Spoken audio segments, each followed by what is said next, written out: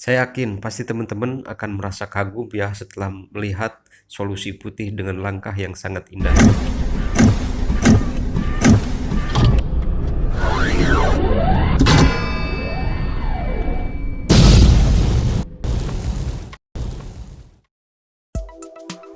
Assalamualaikum semuanya. Halo teman-teman, jumpa lagi di channel Kiwang AGP dalam video problem catur. Sebelumnya saya mengucapkan minal aidin wal faizin, mohon maaf lahir dan batin bila mana ada kesalahan saya dalam mengupload video catur atau mengomentari tentang catur ya, khususnya kepada pencinta catur. Oke teman-teman, saya doakan teman-teman semoga teman-teman sekeluarga selalu mendapatkan kesuksesan ya, sehat walafiat, amin. Dan tak lupa saya mengingatkan lagi kepada teman-teman ya, buat yang belum subscribe silahkan subscribe dulu, please subscribe my channel, please subscribe and like ya. Baiklah teman-teman, seperti apa problem caturnya, mari kita lihat susunan buah hitam dan susunan buah catur putihnya ya. Baiklah teman-teman, di buah hitam ada pion di E3, kemudian pion lagi di E2, lalu raja hitam di D7, kemudian untuk putih rajanya berada di B6, terus benteng ya berada di F4, ditambah dengan peluncur atau gajah yang berada di E4. Nah, seperti inilah teman-teman problemnya ya. Coba teman-teman perhatikan dengan seksama, coba teliti dulu ya, karena di sini sepintas problemnya tidak menarik, tapi di sini problemnya akan sangat mengagumkan teman-teman. Bagaimana putih dengan susah payah dia melakukan langkah indah, langkah terbaik untuk memenangkan problem ini. Dan seperti kita lihat, pion hitam yang berada di E2 dan E3 sudah siap-siap untuk menjadi menteri atau perwira apa saja yang dibutuhkan ya. Apalagi pion yang berada di E2 selangkah lagi akan menjadi menteri. Sanggupkah putih mencegahnya? Kalau dilihat sepintas, maka pion-pion ini salah satunya akan menjadi menteri ya, atau perwira apa saja. Namun di sini kita lihat bagaimana putih melakukan langkah-langkah terbaik, langkah-langkah yang indah dan tentunya tidak terduga, yang akhirnya pion-pion ini bisa dicegah ya, dan bisa dihentikan ya dengan sangat indah oleh kedua perwira putih, yaitu benteng dan peluncur ya.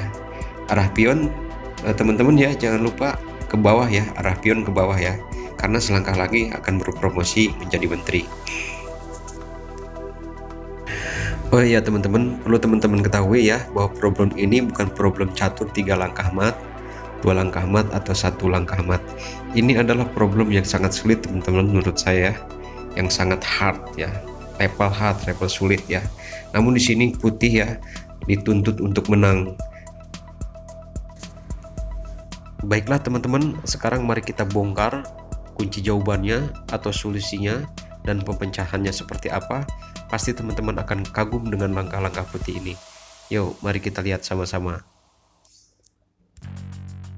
Oke teman-teman, di sini putih mengawali langkahnya dengan peluncur atau gajah yang bergerak ke F5.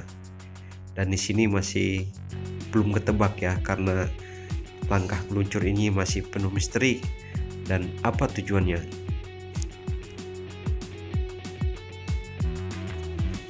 Raja hitam menghindar ke D8, kemudian benteng melakukan skak ke D4,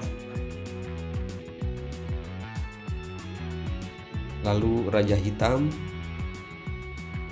lari ke E8, dikejar oleh benteng sekalian skak ke E4.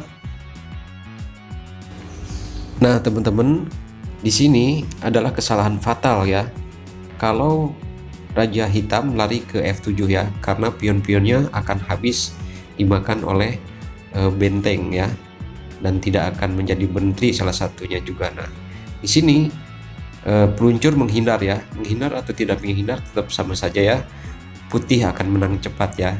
Dan ini bukan langkah yang terbaik buat hitam ya, karena pion-pionnya habis dimakan oleh benteng. Oke, sekarang kita kembali ke posisi semula di mana raja hitam sedang disekak oleh benteng yang berada di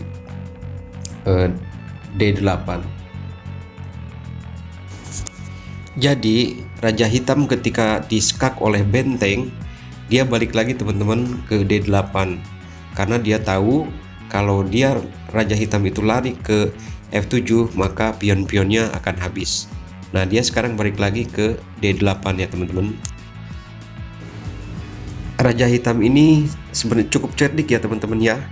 Jadi dia berpikir kalau dia balik lagi ke D8, seandainya pion-pion hitam dimakan oleh benteng ya, dua-duanya dimakan oleh benteng, maka di sini terjadi akan remis atau draw ya teman-teman. Nah, itulah ya teman-teman ya, cerdik sekali ya raja hitam ini, dan ternyata seperti itu ya teman-teman. Nah, bisa teman-teman bisa lihat sendiri ya, sekarang pion-pion hitam sudah habis dan terjadilah draw ya teman-teman. Nah, maka dari itu putih tidak mau memakan pion-pion ya yang ada di E3 dan E2 ya. Maka di sini teman-teman bisa lihat, teman-teman bakal bisa menyaksikan langkah spektakuler dari putih yang sangat menakjubkan, yaitu mengorbankan gajah atau peluncur ke D7. Nah, teman-teman perlu diketahui ya, bahwa cerdiknya, pintarnya, hebatnya putih di sini adalah punya tujuan ya.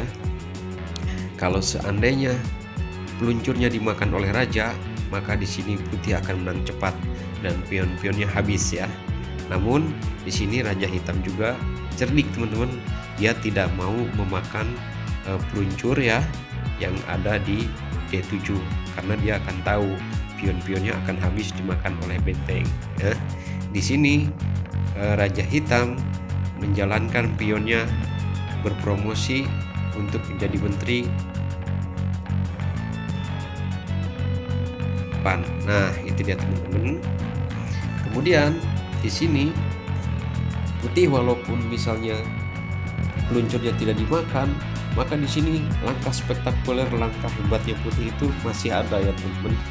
Dia berlari, peluncur putih ini yang berada di D7 lari ya ke B5 untuk menutupi jalur raja putih supaya jangan bisa disekak lebih banyak oleh menteri hitam ya yang sudah berdiri di E8.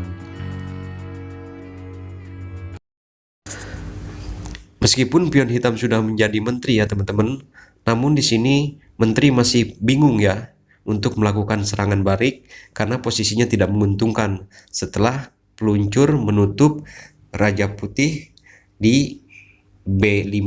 Dan kalau raja hitam menjalankan pionnya yang berada di E3 ke E2, maka putih di sini akan melakukan skakmat ke E8 oleh benteng ya teman-teman. Nah, seperti itu ya. Namun di sini hitam tidak melakukannya ya karena tahu ya itu semua udah rencana putih ya, karena akan melakukan skakmat. Di sini satu-satunya jalan terbaik hitam adalah melakukan skak ya, langsung bunuh diri ya menterinya ke A5, dan tentunya ini tidak disia-siakan oleh raja putih. Langsung menteri hitam ini dimakan oleh raja putih sekaligus untuk memberi kesempatan ruang gerak ya supaya tidak remis kepada raja hitam ya. Nah, raja hitam sekarang bergerak ke C7 atau bisa jadi juga ke C8. Di sini benteng atau rok langsung memakan pion hitam, dan walaupun tidak memakan pion hitam di sini jelas akhirnya posisi putih diuntungkan dan bisa berhasil memecahkan problem ini dengan kemenangan ending dan langkah yang indah. Nah, itulah teman-teman ya. Dari problem ini cukup sulit bukan ya, cukup berliku-liku, tapi setelah melihat solusi dan pemecahannya sungguh sangat indah dan menakjubkan ya. Oke teman-teman, Sekarang kita lihat posisi semula ya, dan kita lihat pemecahan ulang ya. Saya akan ulangi pemecahan dan solusinya supaya teman-teman lebih paham lagi. Selamat menyaksikan.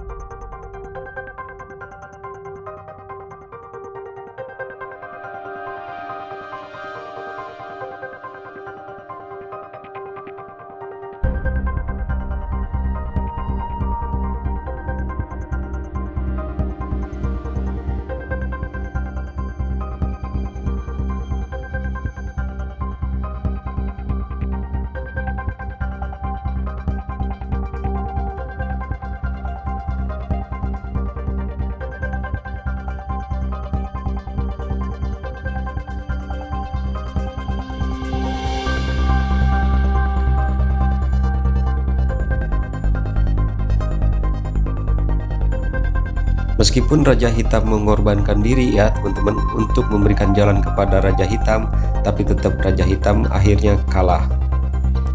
Nah teman-teman, seperti itulah ya permainan aslinya ya. Jadi kalau putih tidak hati-hati melangkahkan luncurnya salah langkah, maka di sini kemungkinan besar hitam akan menang karena posisi pionnya yang sebentar lagi akan menjadi menteri tidak bisa terbendung dan tidak bisa terhalangi. Oke teman-teman, saya rasa cukupkan sekian dulu. Mudah-mudahan bisa menghibur dan bisa memahami dan juga bisa mengambil pelajarannya dari langkah-langkah problem ini. Semoga bisa bermanfaat, dan jangan lupa buat yang belum subscribe silahkan subscribe dulu, di like, please subscribe, like atau share ya. Silahkan komen juga tidak apa-apa. Assalamualaikum, sampai jumpa lagi di video berikutnya.